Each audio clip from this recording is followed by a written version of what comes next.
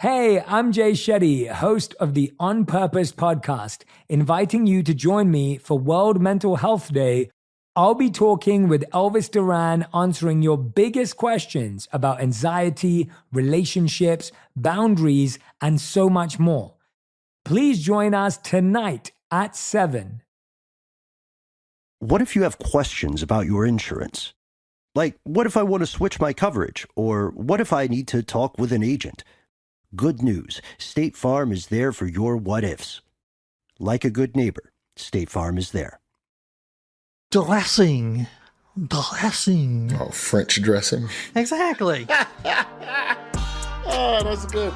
I'm AJ Jacobs, and my current obsession is puzzles. And that has given birth to my new podcast, The Puzzler. Something about Mary Poppins? Exactly. This is fun. You can get your daily puzzle nuggets delivered straight to your ears. Listen to The Puzzler every day on the iHeartRadio app, Apple Podcasts, or wherever you get your podcasts.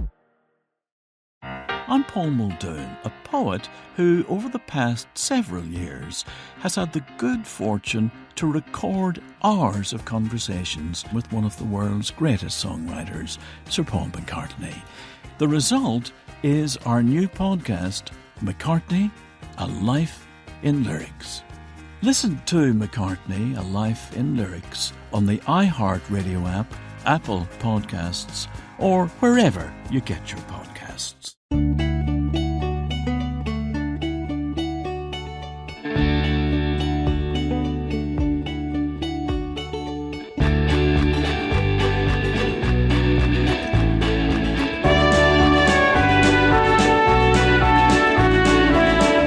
How are the kids? School's going good?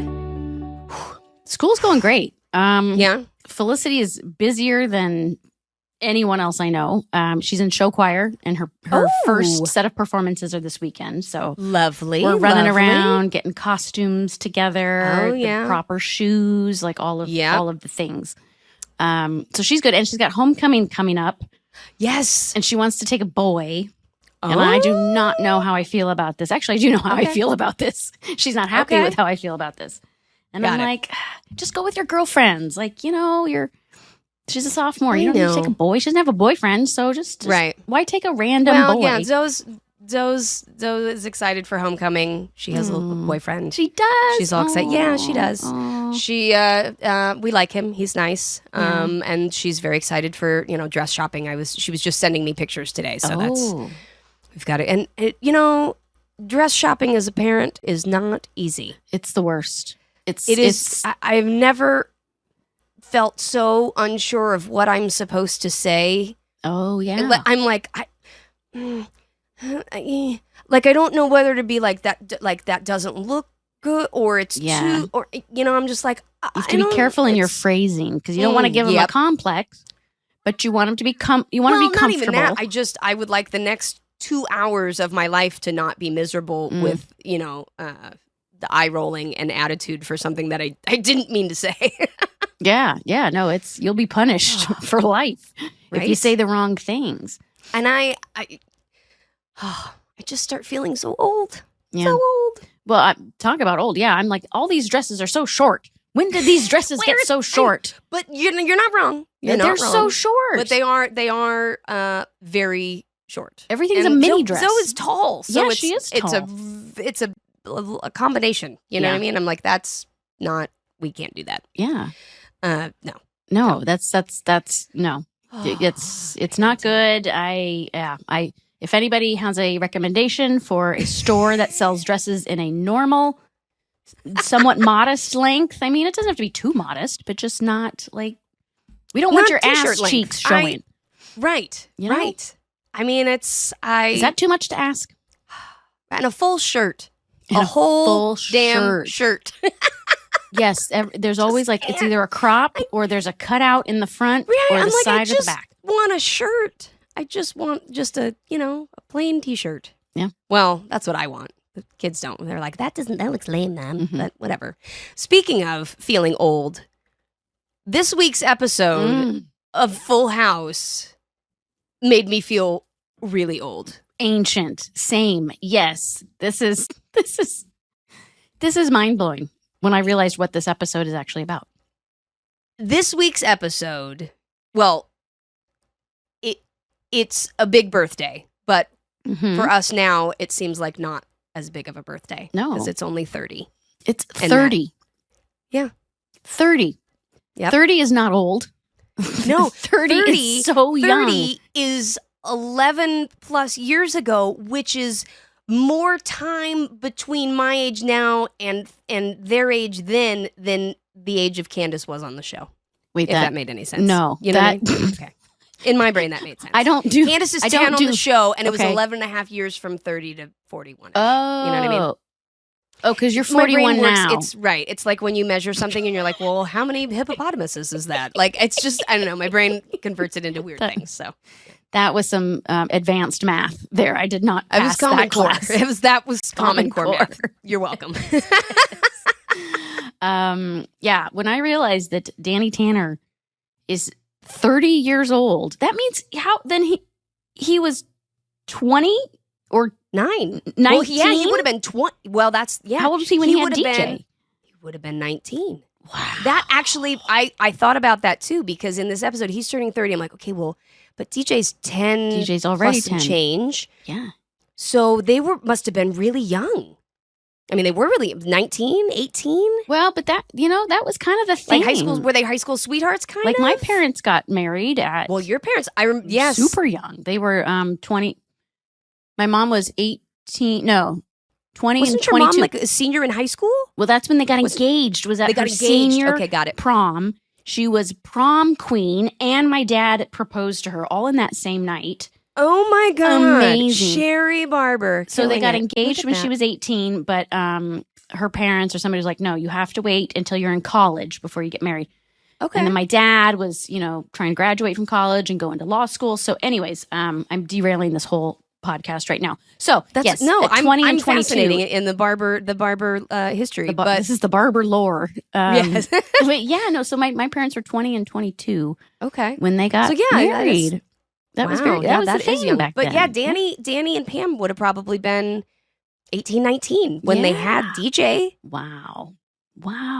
So like they, and then I started building the backstory from there. I was like, okay, so they were like high school sweethearts and they were young and they had DJ and they were married and Danny's trying to figure out what he wants to do and he goes to, journalism school and then like that. And I was like, oh, and then he became a sportscaster and then this untimely tragedy. But wow. But it's sort of filling in those little bits and pieces and backstory with the math that I just never had before. Yeah, and I just always assumed that all three guys were a lot older, especially when we were on the show. I was like, oh, they're ancient. They seem so they're like old they are when adults. we were 5 and 10. Right. Yeah, we're like, oh my God, they're so old. Anyone over 15 was like, ooh, yeah, right. So yeah. My mind was blown, mind blowing. Oof. But it's such a good episode. Should we get into it? Let's get into it. Welcome back, Tanneritos, to How Rude, Tanneritos. I'm Andrea Barber. And I am Jodie Sweeten. I like your little rhyme there. Hey, I just came up with that on the spot. Ooh, it's cute. Thank you. And today we are discussing Season 1, Episode 11, titled The Big 3-0. It originally aired on December 10th, 1987, and it goes a little something like this. Danny arrives at his surprise 30th birthday party, only to discover that Jesse has accidentally driven his prized car into the bay. No. Dun, dun, dun. We have a lot of terrible car karma in this house and in this family. Yeah, it's really bad. You're right. Like, now that I'm thinking about all the cars in the backyard, too. There's a lot of bad luck with cars in the backyard. Wow. Well, as it should be. But we'll get there. We'll get there. Yeah. This episode was directed by Howard Storm. It was written by Jeff Franklin, Bob Perlow.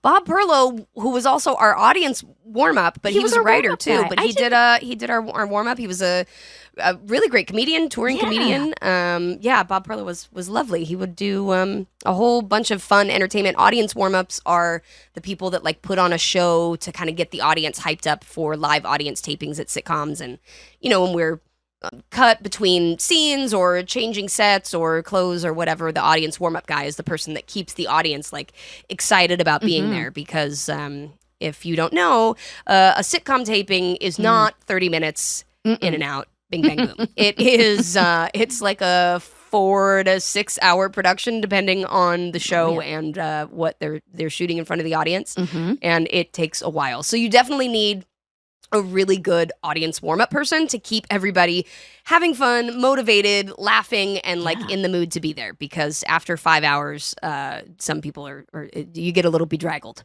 Yeah, it's such a hard job to keep that energy level for 5 or 6 hours and keep people engaged. Yeah. It's a very difficult job. So but hats Bob off. Perlow, I didn't realize he had also written the episode. So I was so surprised to see this writing credit. I was thrilled.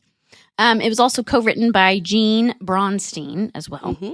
There were 2 guest stars this week: Michael McManus as Paul, also known for Hot Shots, Poltergeist, and The Police Academy. Oh, Poltergeist is such a great movie. Oh, it's so good. So good. Go to the light, Carol Ann. Ooh, very good. And Dorothy Park returning as Carolyn from the Sea Cruise episode. I'm so delighted that she's back. Yeah. She came back a couple times. They were, I think, sort of toying about, do we make Danny have a more serious girlfriend or not? It was, the beginning of a show when they're trying to kind of test out like what are audiences liking, what are they not liking, what's kind of the vibe. So I think she was the one that they were testing and seeing if, Danny having a more serious girlfriend was something the audience was into. And I really liked her too. I thought she was a really sweet partner for Danny. I mean, not like partner, like life partner, but like I liked their dynamic together. It was cute. They had good chemistry. I think if it hadn't been so early in season 1, like he wasn't so.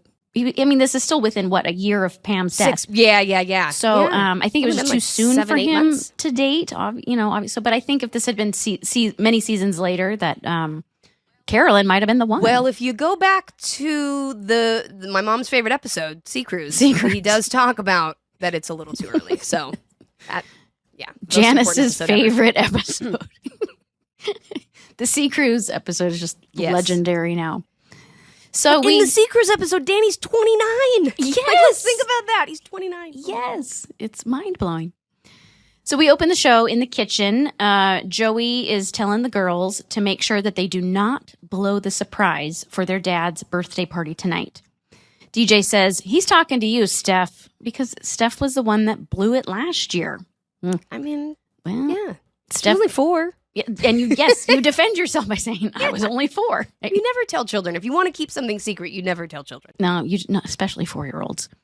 And Jodie, you're wearing the cutest hot pink sweater here, and it's got penguins reading books on it. It's so cute. Yes. Did you notice? Oh, it's so cute. Yeah, I love this sweater. Yeah, penguins reading books. I'm a big book nerd. I still to this day love to read and am kind of a book nerd. So yeah, penguins reading books made me very happy. I love that about you. So Joey says it's an important birthday. Danny is going to be the big 3-0. Whew. My palm hit my face. I couldn't even put words together. No. I was just like, I still can't believe this. So Stephanie asks Joey, how old is the big 3-0 compared to 5? Joey demonstrates by pouring a little bit of cereal, which is called Oatsies. Which, by the way, I wrote down, I said that box is later repurposed and becomes Oat Boats. Oh, yes. Yeah, I wrote the same thing down. I'm like, this is pre-Oat Boats. Yeah, we just took the SIES off, like scratched that off that prop box and probably put like boats. Hey, repurposing. I love it. Yep. So he pours just a little bit of these Oatsies into a bowl, referring to Stephanie's age, and then he pours a lot, almost the entire box of cereal, into another bowl, referring to Danny's age. Stephanie says, wow, he's almost a whole box old. Jessie now enters the kitchen, walking with Michelle, holding her hand. And Michelle is dressed in, I don't know what, this looks like a baby cheerleader uniform. It looks like a cheerleading uniform. It's so it was really cute. But I was like, she dressed, maybe that was the look. It was very cute. It was cute. And she's got balloons tied to her. She's got 3 balloons tied to her. I guess she's like a party favor. I don't know. She's adorable. Jessie says, make way for the New Year birthday blimp. And he tells everyone that she had more balloons, but he had to take them off because she was getting picked up by radar. I wonder how many balloons you'd have to attach to a child that size to make them actually float through a living room. Oh. Just a question. Don't anyone that's do it. more like math or physics, or that's physics for sure. Yeah, I don't know. Not Just my wondered. department. Danny comes downstairs and everyone wishes him a happy birthday. He says, okay, it's been said. We can just move on and forget about the fact that I am, and he struggles to say the word 30. So Not old is what you are. You are not old, sir. 30 You is are only nothing. 30. Right? Your life is just getting started. just starting. 30. Come on, people. DJ gives Danny a present from the girls. It's a coupon book. One is for changing Michelle's diaper, which Jesse tries to take. And the second coupon is for a car wash for his car, Bullet. Danny reminisces about how he got the car Bullet on his 20th birthday. And every time he gets behind the wheel and puts the top down, blasting his self-improvement tapes, he feels like a kid again. So he got Danny the car right after DJ was born. Oh, yeah. Right? Or before. Well, no, DJ would have been before, and then he got the car shortly after. Shortly after, yeah. It's such a safe car for a newborn and I was going to say, it's, with no seatbelts. No seatbelts and airbags. Yeah, no. So Jesse says, you were born to raise heck. The doorbell rings and DJ says, oh, that must be another birthday surprise. And the girls run out of the kitchen. Danny says to Joey, look at her run. Did I ever run like that? And Joey says, yes, you always ran like a girl. Womp, Now. Yeah, come on, boys. Now. By the way, our amazing fact checker said that 3,500 to 4,000 balloons to float a baby. So wait, that's a lot of balloons. That's a fact? He actually I looked don't know. that I've up. never attached 3,500 balloons to a baby to see, but apparently, I guess given the average weight of a baby and the average helium in a balloon, and I don't know, there's probably a bunch of math involved. But Wow. Okay. I love that this is a fact on the internet. Well, everything on the internet is a fact, which is may or may not be actually true. It's problematic. Right. Wait, let's do this at a live show. Let's attach 4,000 balloons to a small child and see if they float. Oh, we can be like the lawn chair guy. Yeah. Remember the guy that actually did that? Yes. Oh, this is great. I don't think it ended well for him. But anyway. Well, okay, that's all right. You know what though? I bet he was probably over 30. For sure. It's He was not over old. 30. Not old. Something about Mary Poppins? Something about Mary Poppins. Exactly. Oh man, this is fun. I'm AJ Jacobs, and I am an author and a journalist, and I tend to get obsessed with stuff. And my current obsession is puzzles. And that has given birth to my new podcast, The Puzzler. Dressing. Oh, French dressing. Exactly. Oh, that's good. That's good. We are living in the golden age of puzzles, and now you can get your daily puzzle nuggets delivered straight to your ears for 10 minutes or less every day on The Puzzler, short and sweet. I thought to myself, I bet I know what this is. And now I definitely know what this is. This is so weird. This is fun. Let's try this one. Listen to The Puzzler every day on the iHeart Radio app, Apple Podcasts, or wherever you get your podcasts. That's awful, and I should have seen it coming. I'm Paul Muldoon, a poet who over the past several years had the good fortune to spend time with one of the world's greatest songwriters, Sir Paul McCartney. We talked through more than 150 tracks from McCartney's songbook, and while we did, we recorded our conversations. Yesterday. I mean, the fact that I dreamed the song yesterday leads me to believe that it's not just quite as cut and dried as we think it is. And now you can listen to our conversations in our new podcast, McCartney, A Life in Lyrics. It was like going back to an old Snapshot album, looking back on work I hadn't thought much about for quite a few years. Listen to McCartney, A Life in Lyrics on the iHeart Radio app, Apple Podcasts, or wherever you get your podcasts. Hey, I'm Jay Shetty, host of the On Purpose podcast, inviting you to join me for World Mental Health Day. I'll be talking with Elvis Duran, answering your biggest questions about anxiety, relationships, boundaries, and so much more. Please join us tonight at 7. What if you have questions about your insurance? Like, what if I want to switch my coverage? Or what if I need to talk with an agent? Good news. State Farm is there for your what ifs. Like a good neighbor, State Farm is there. In the next scene, we are in the living room. We are reminded that Jesse is only 24 years old in the show. Gosh. Like, come on, you guys. Come on. Babes. You babes. Jesse puts Michelle down and in a game show host voice tells the girls to tell the lucky contestant what's behind door number 1. Vanna? Carol Merrill?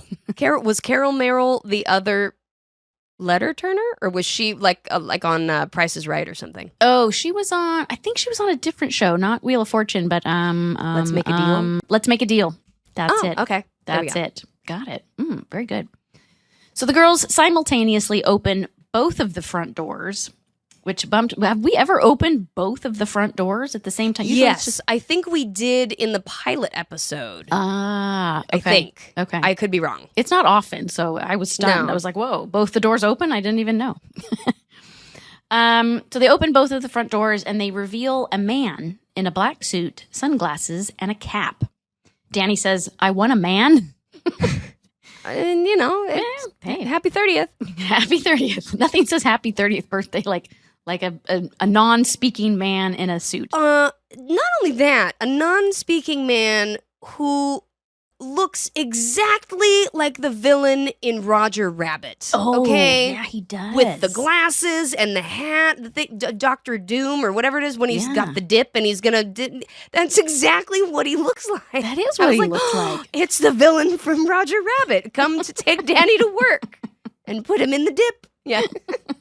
It's a very ubiquitous actor appearing in Full House and other movies.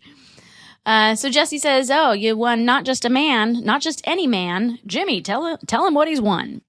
Jesse starts snapping his fingers as Joey puts on his game show voice and says, Danny Tanner, you will be riding in style as you won your very own chauffeur limousine for a day.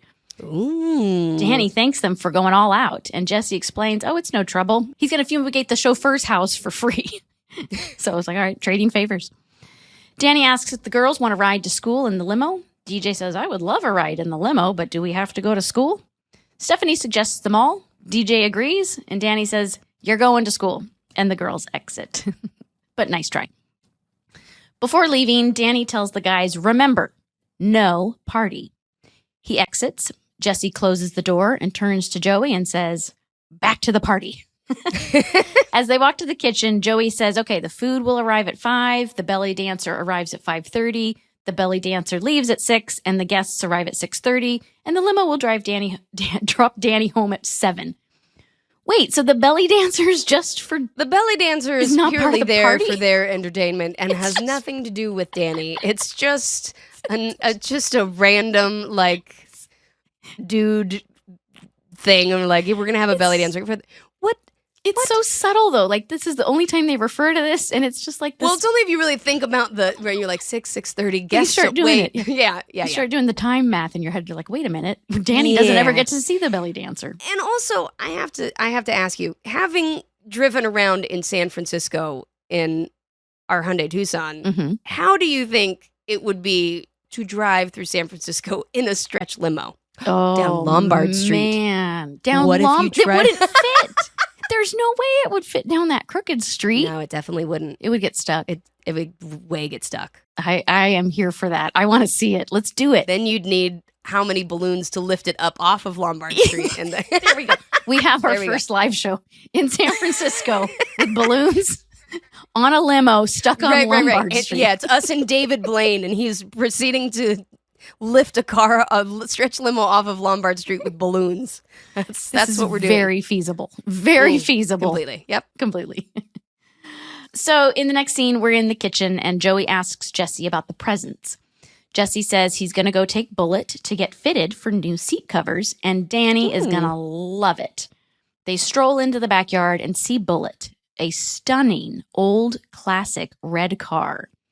And I think this is the first time we see the backyard, right? The full backyard, the Well, shape-shifting backyard. Is this? It's the first time we see a car in the backyard. Definitely. And I feel like this is the time to talk about the ever-changing, shape-shifting backyard of the Tanners in San Francisco, which, again, if you've ever been to San Francisco and seen the houses and the property, they're small. There's not, Tiny. They're narrow, they're like long back, but you don't have a lot of yard space, room for, property is it's at a minimum. So you don't have a huge backyard.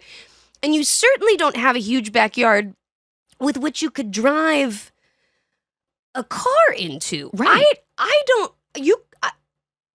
feel like it would be, for most people's yards, just driving a car into the backyard would be difficult. But in San Francisco, how'd they get the car in there? Where's the gate? Is there an alley? Doesn't look like it when you see the house from overhead. There's no space for a driveway that leads to the backyard. That leads into the, right? No. And we've actually been in that backyard when Jeff Franklin owned the Full House. That's true. Right. There's no space. There's barely enough space for the cast. It's a patio. Right. It's a patio. Yeah, exactly. It was a patio. Right. But that was the most... it would go from 20 feet deep, and then some weeks you'd have another set on the other side, so it would just be like some bushes in front of the window, and then like a gate, so you know what I mean, like a fence, so it would look right there. Yeah. And you're like, if anybody looks, at some point they're looking right out the window and seeing that there's a fence right there, or at some point they're seeing there's just an expansive backyard. Yeah. It's like, it was crazy. It's insane. Anyway, and I'm developing a theory right now at this very second as we're recording. I think I'm putting it all together. So Kimmy Gibbler lived on that side of the house, as we know, because she peeked her head over the fence during the ostrich episode. So she lived on that side. That's true. She did live on that side, right? Which would have technically made her behind. Would it not? We've actually had this discussion too. That the way you go over the fence, it's in the backyard. None of it makes sense. Right. None of it makes sense. But don't pull the thread, the sweater falls apart. But because it's Kimmy Gibbler next door, I feel like the Tanners were just like, oh, it's the Gibblers. They don't mind if we take the fence and move it 20 feet this way or 20 feet or that drive way. our car through their backyard. Gibblers don't care. I mean, the Gibbler parents were never home, and Kimmy's just oblivious. So no, it's all good. It all makes sense. All makes sense. Okay. That's how Bullet got into the backyard. Okay. Through the Gibbler's house. Yes. Next, we fade into the living room. It's later that night, and it is party time. Woohoo! DJ and Steph enter the room carrying food trays and dressed somewhat Amish. I don't know how to describe this. It was. I had like a MC Hammer pants onesie sort of thing on that was in like a Laura Ashley floral print. Definitely Laura Ashley. And DJ was wearing an all denim look. Her signature all denim. Yeah, her signature Canadian tuxedo. with the bolo tie. It's just complete with a bolo tie. Yeah. It's fantastic. No outfit was complete in the 80s without a bolo tie. No. That went from just plain to fancy. It did. It elevated that outfit. It 100%. Did. It went day to night. Yeah. So they're carrying food trays, and DJ tells her, okay, now do it exactly the way I told you. Stephanie says, I'm old enough to carry a tray of appetizers, appetizers, cheese sticks. It's so cute. You and your lisp, it's just so cute how you're trying to pronounce that word. So Stephanie turns and asks a guest, excuse me, do you care about cheese? And yes, deeply. The answer is always a deep relationship with cheese. Yeah. DJ corrects her and says, Steph, do you care for cheese? And Stephanie says, well, she took one, didn't she? Stephanie's just got good points here. She's always got good points. It's not semantics. And most people would say, do you care about cheese? I do. Deeply, yes. I care, yeah. All of the cheese. All the cheese. So we flip to the backyard where Jesse is in the backyard with Bullet, which looks like he has been in the worst car accident ever. Like this car. Well, the car looks like it's been in an accident. Well, Jesse looks fine. Not him. The car looks heinous. Looks as though it has been trapped in the bottom of San Francisco Bay for several years. It's like Titanic and Bullet had a baby. This is what Bullet would look like. It's got like seaweed on it. Yeah, seaweed. Barnacles. It's just... Right, those barnacles attached fast, and the paint has been eaten off. There's no red anymore. The San Francisco Bay is very acidic, and it just eats the paint right off. Yeah, immediately. Immediately. Yeah. Poor Bullet, like this iconic car. This car really so bad. Oh, man. And Jesse knows it. He knows it. He says, "Oh man, I am dead," and he starts to walk into the house. Can you imagine if I showed up to your house with your car squished and some seaweed hanging off of it like earrings? We would have we would not have a serious discussion because I would stop speaking to you for at least an hour.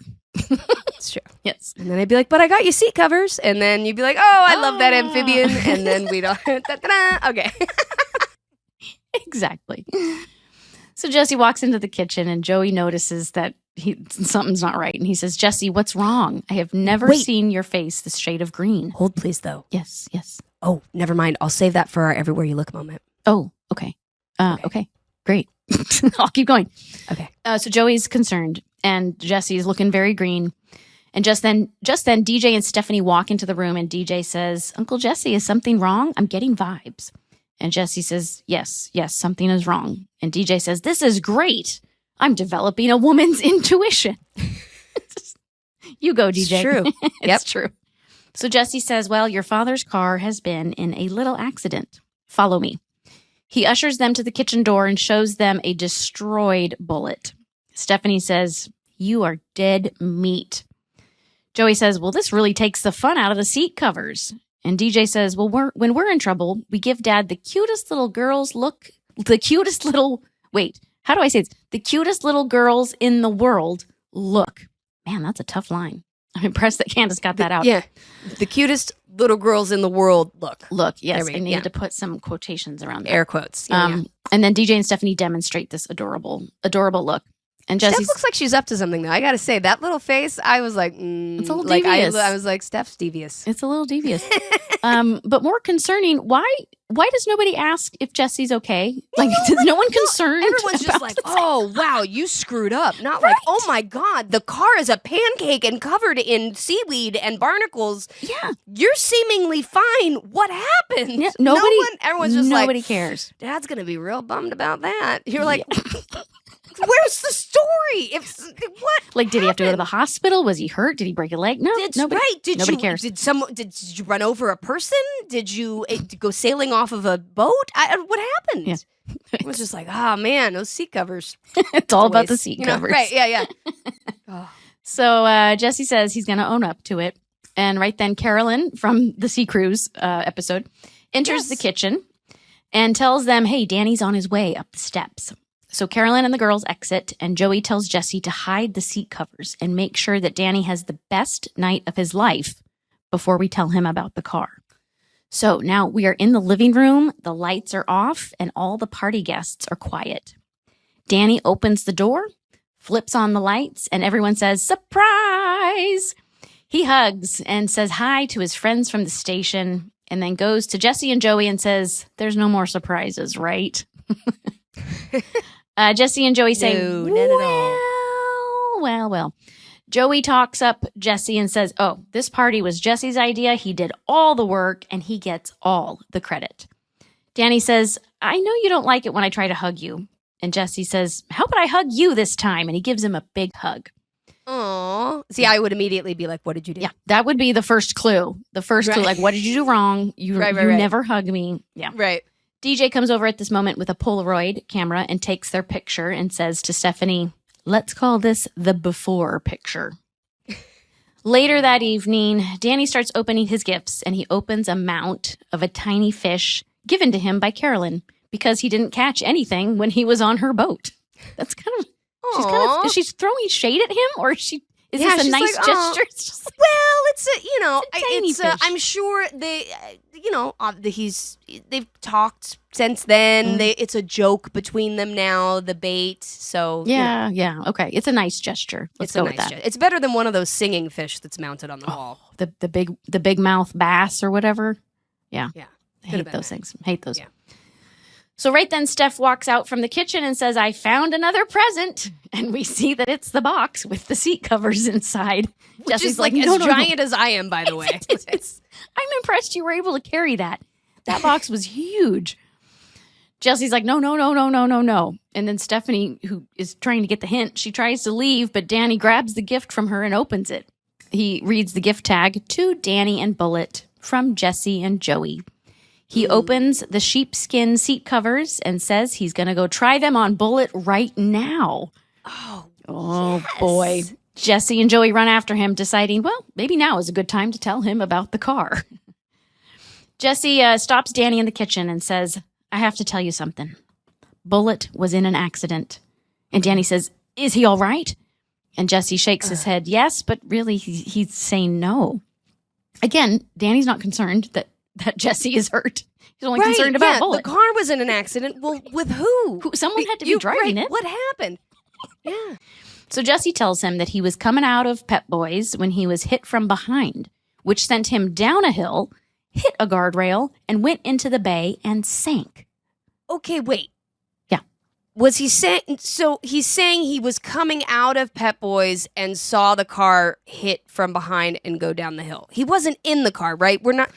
Like, it's confusing. It's definitely confusing. It's confusing because I think he's saying when he says he was hit from behind, I think he meant Bullet. He, the Bullet. Right. Was hit from behind, not Jesse. Jesse, right. Was hit from behind. It was Bullet. Right. Because there's no way Jesse could have survived. Because there's no way Jesse that. was in the car. No, there's no way Jesse was in the car.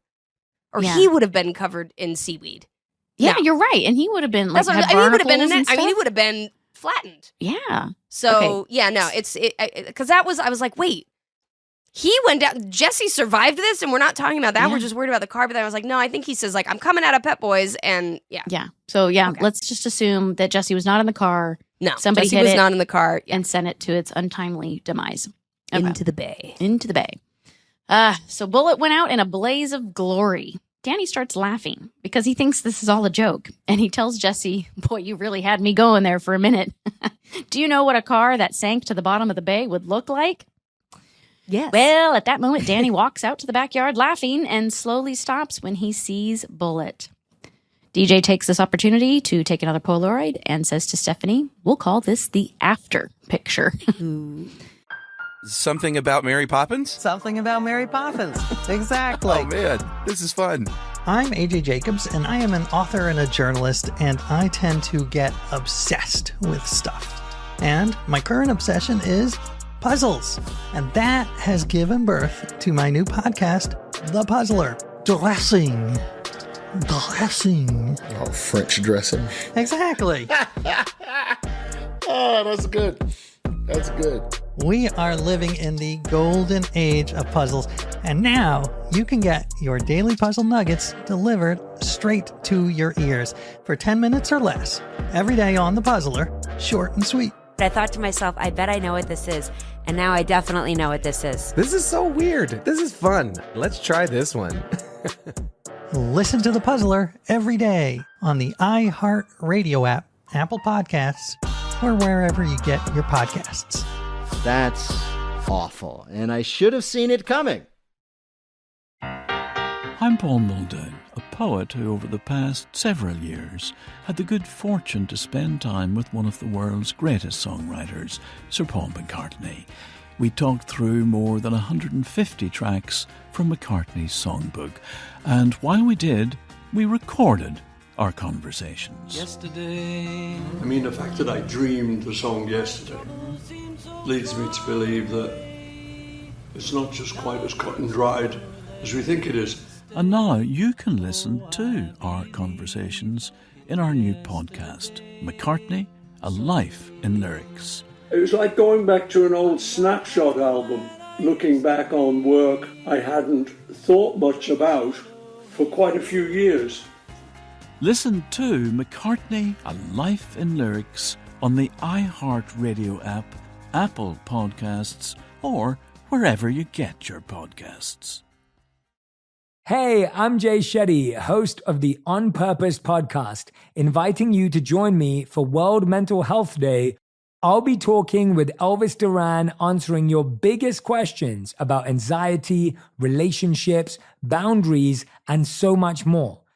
Please join us tonight at 7. What if you have questions about your insurance? Like, what if I want to switch my coverage? Or what if I need to talk with an agent? Good news. State Farm is there for your what ifs. Like a good neighbor, State Farm is there. After a very tense commercial break, Stephanie asks Danny, "Are you all right?" And Danny's just giggling crazily and running his hand through his hair. Joey says that is the same smile Jack Nicholson had in The Shining. It's very true. He really kind of recreates that moment. Yeah, that was a spot-on description. Yeah. Danny says, "It's fine. These things happen. Que sera, sera." Jesse says, "Drop the act. Every weekend, you are out here waxing and polishing." Joey says, "Jesse, it is not about the hundreds of hours and labor he put into the car. It's about the 10 years of memories. It drove him to his first real job, and then it helped him raise a family. This car was Danny's 20s. Aww. Helpful, Joey. Yeah, right. Helpful. Way to He's rub like, salt in the no, wound." actually, it's not that's terrible. This is really the terrible part. Is all of this terribleness. And you're just like, don't. Look, Joey, stop talking. Right. Stop talking. Stop. Don't. No. So this car drove him to his first real job. Yeah. So if he bought this car for his 20th birthday, was DJ born already? And he got his first job at like 20? I'm just trying to figure out this whole timeline thing. Yeah. Well, if it's his first real job, let's assume he was working at a job, like a temporary job, like you do, like when you recently graduate. Like Tate, my son, is 19, and he's a server at a restaurant. It's not his job he's going to have forever. So I think Danny probably had a job like that before he got the sportscaster job. Okay. Yeah. Okay. All right. That's my explanation anyway. Got it. So Danny finally drops the phony smile, and Jesse encourages him to let the anger out. Just hit the car. Danny lightly kicks a tire, and it completely deflates. Danny says, "I can honestly say this is one birthday I will never forget." He says goodnight to everyone and goes back in the house. Joey says, "This is probably not the best time for cake." Joey, or is it? It's either the worst time or the best time. Well, for that's a good all point. Of the cake, You're right? It depends on if sugar is your comfort food. Yeah, it would be for me. This would be the perfect opportunity for Right, cake. you'd be like, I'm just head first into a cake. What? Danny is... He's shook. Placid, calm, even... he's a little panicked and just sad, but like, I don't know. If I came out, I think he handled it well.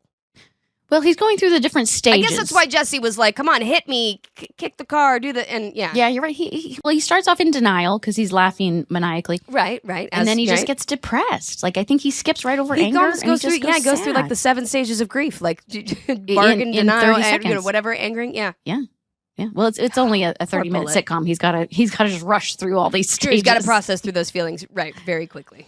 So the next day, we are in Michelle's room, where Danny is reading a book to Michelle about the sounds that animals make. He asks her what a pig and a dog sound like, and Michelle makes a sound that is, well, close enough. It was so cute. This was when we started like playing to what they were actually doing at the time. And so they were starting to learn their animal noises and starting to learn that stuff. So it was like, well, let's try and see if they'll do it, in front of the camera or whatever. And we got a couple little animal noises. Yeah, and the baby voice actor is quickly losing her job here because the Olsens are stepping up. Right. Yes. And did you notice at this point that Michelle points, or Mary Kate, whoever it was, points off stage? And I'm like, she's pointing at Andrea. I just know she's pointing at Andrea and the dried fruit. Right. Yes. And the little fruit gummies and the thing. Yeah. Because Andrea, who's our studio teacher, but also the baby wrangler. She's the one that would wrangle the Olsen twins.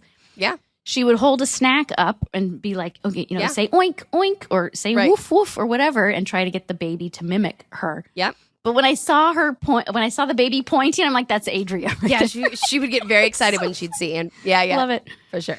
So Danny turns the page and says, "Oh, Mr. Carr. What does Mr. Carr say?" Michelle does not respond. And Danny says, "That's right. Nothing, because Mr. Carr is dead." Oh. Wow. Yeah. Whew. Dead. This book took a dark turn. Yeah. Joey enters the room wearing his red plaid robe and asks if he heard Michelle crying. Danny responds, no, that was me. Joey takes Michelle and tries to tell Danny it's just a car. I dare you to look at this baby and not smile. Joey holds Michelle in front of him, dancing her back and forth and making adorable baby talking noises.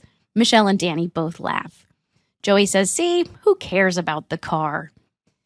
Danny says, well, it was more than just a car. About the car. Yeah, he cares about the car. Yeah. He's like, it's the big picture. Who are we? Where are we going? Why do we have to get there so fast? Joey answers literally and says, well, we are Joey and Danny. We are going to the kitchen and we are going fast because if we don't, Jesse will eat all the microwave pancakes. Good point. Typical Joey.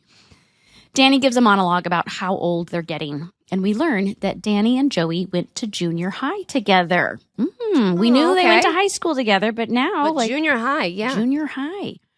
And they took a woodshop class together too. More fun facts. Jesse comes into Michelle's room and gives Michelle a little raspberry on her belly. Jesse asks Danny, are you still mad at me? And Danny says, I know it wasn't your fault. Jesse says, I'm going to make it up to you. Joey, get dressed. Danny says, no more surprises.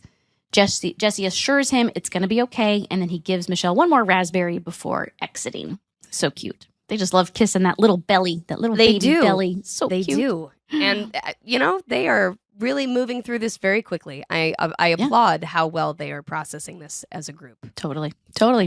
In the next scene, we are in a car dealership. Jesse and Joey walk into the dealership and they see a car that looks exactly like Bullet. Oh, boy. Whew. Joey leans on the car and starts kissing it when Jesse says, don't do that. We won't get a good price.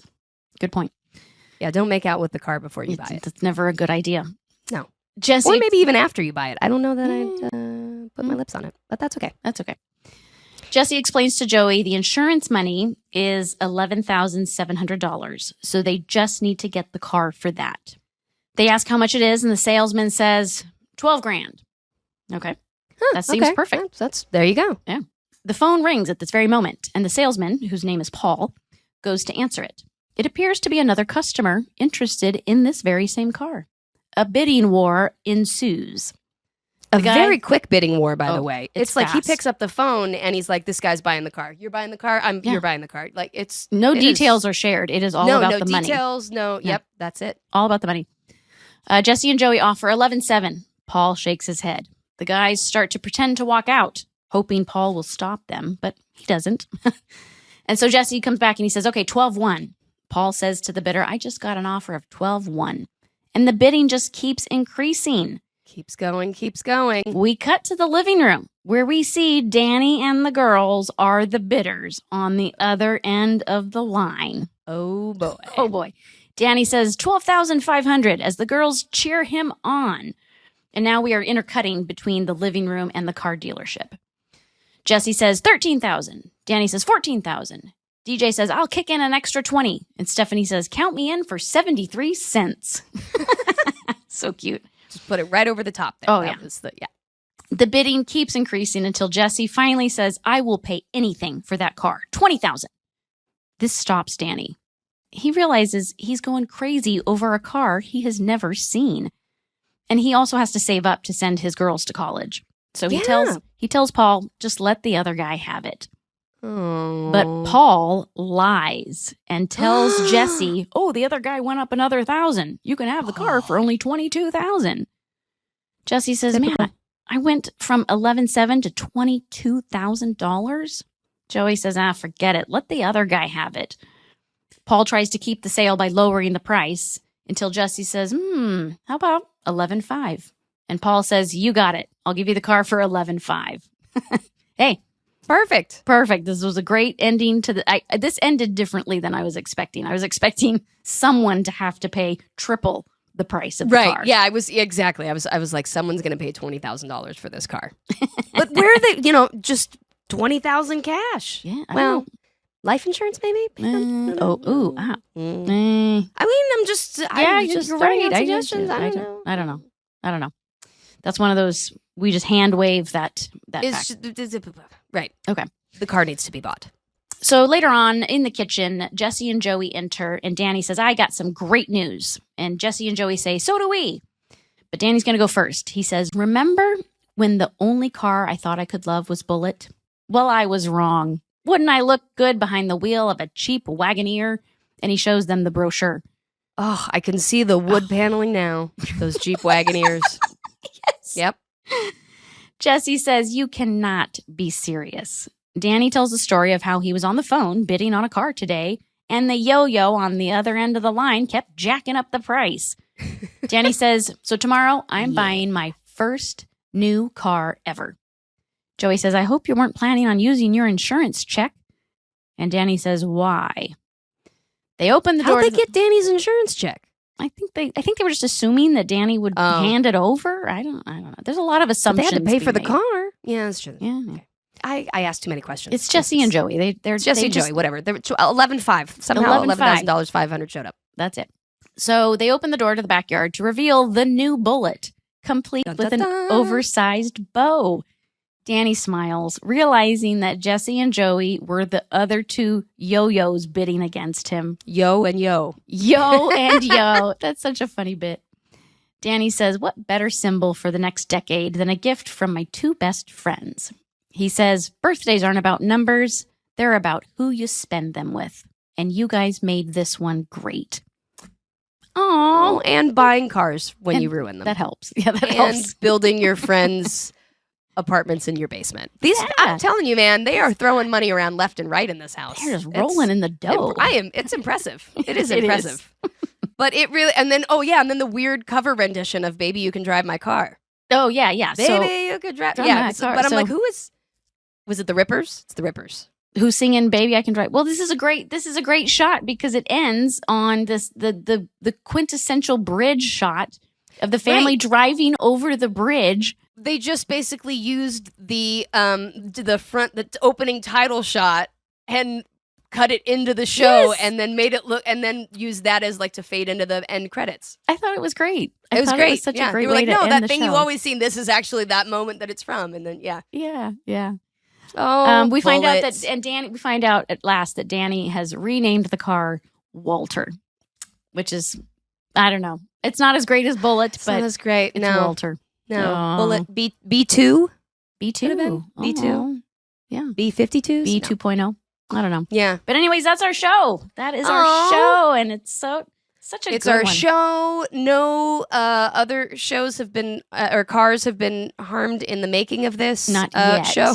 Not yet. That comes no later. other cars have met an unfortunate demise. But for our Everywhere You Look moment. Yes. What you got? What you got? Okay. This week's Everywhere You Look moment. Mm-hmm. So, you know how Bullet, when the car comes back from, when Jesse comes back from the accident and we first see Bullet, the car in the backyard. Mm-hmm. Do you hear the tow truck driver who says, "Hey pal, good luck"? No, I don't remember that. It's Jeff Franklin. Shut up.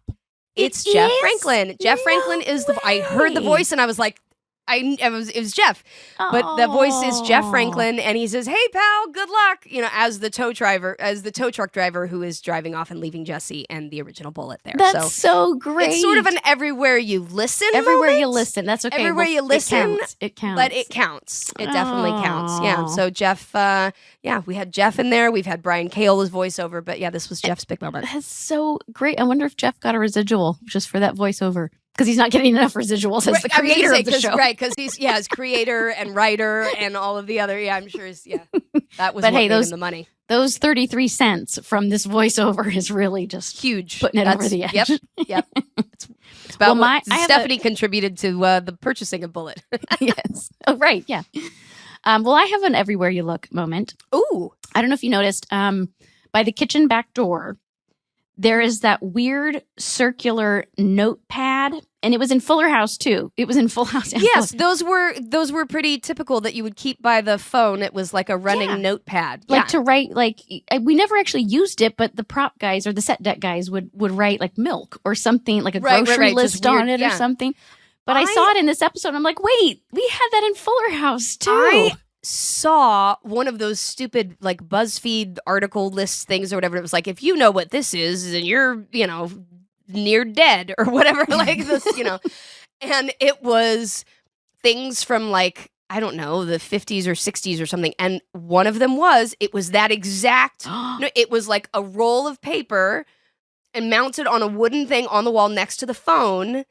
And you would just write stuff down and and then be able to like tear it off. And I was like, oh, I've seen that. So it was like a vintage, a little notepad thing. I need one. I'm going to look on eBay. I need one in my house. Oh, I need it by the back door where there's no phone, just so I can write random items. So you can write random things? Yeah. Yes, it's right. So great. It's just seat one of the covers for Bullet on the back, and just so you know. Just to jog your memory as you're walking out. Yeah. Yep. Oh, well, another wonderful episode. I actually, it was funny when we started doing this episode, I did not remember that there was this car episode before the car through the kitchen episode, which was Joey's car, which was red car. Also a red vintage car. Why are there so many red vintage cars in Why this is family? And what happened? Joey got rid of the bug and bought that. Oh, you're right. See, now we know. We know too many things. We know too many things. That was the next car that goes that has an unfortunate end. Man, lesson learned. If you live in San Francisco, don't buy a vintage red car. Don't buy a vintage red car, and certainly don't park it on the street. Yeah, or don't let your daughter drive it backwards through the kitchen. Well, yeah, definitely. There's a lot of lessons to be learned. There's so many. Well, Full House. That's what we did. We taught life lessons. Well, Andrea Barber, Jodie Sweeten. Another wonderful and fun episode of How Rude Tanneritos, delving into all of the fun episodes. Oh my gosh, the big 3-0. I can't believe 30 was old. It really hurts my heart. Not anymore. Hurts my heart. Well, everybody, I am so glad that you joined us for another episode of How Rude Tanneritos. Make sure that you are subscribing to the podcast wherever you're listening. Go ahead and rate and review. Let us know what you like. And if you want to follow us on Instagram, you can follow us at How Rude Podcast. Or if you want to get in touch with us, you can send us emails at howrudepodcast@gmail.com. We would love to hear your fan notes, anything we've gotten wrong. Yes.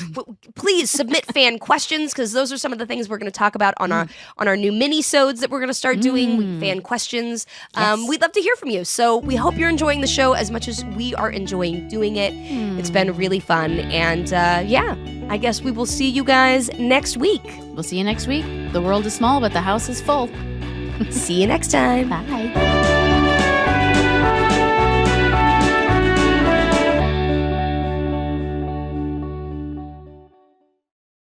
Hey, I'm Jay Shetty, host of the On Purpose podcast, inviting you to join me for World Mental Health Day. I'll be talking with Elvis Duran, answering your biggest questions about anxiety, relationships, boundaries, and so much more. Please join us tonight at 7. What if you have questions about your insurance? Like, what if I want to switch my coverage? Or what if I need to talk with an agent? Good news. State Farm is there for your what-ifs. Like a good neighbor, State Farm is there. Dressing. Oh, French dressing. Exactly. Oh, that's good. I'm AJ Jacobs, and my current obsession is puzzles. And that has given birth to my new podcast, The Puzzler. Something about Mary Poppins? Exactly. This is fun. You can get your daily puzzle nuggets delivered straight to your ears. Listen to The Puzzler every day on the iHeart Radio app, Apple Podcasts, or wherever you get your podcasts. I'm Paul Muldoon, a poet who, over the past several years, has had the good fortune to record hours of conversations with one of the world's greatest songwriters, Sir Paul McCartney. The result is our new podcast, McCartney, A Life in Lyrics. Listen to McCartney, A Life in Lyrics on the iHeart Radio app, Apple Podcasts, or wherever you get your podcasts.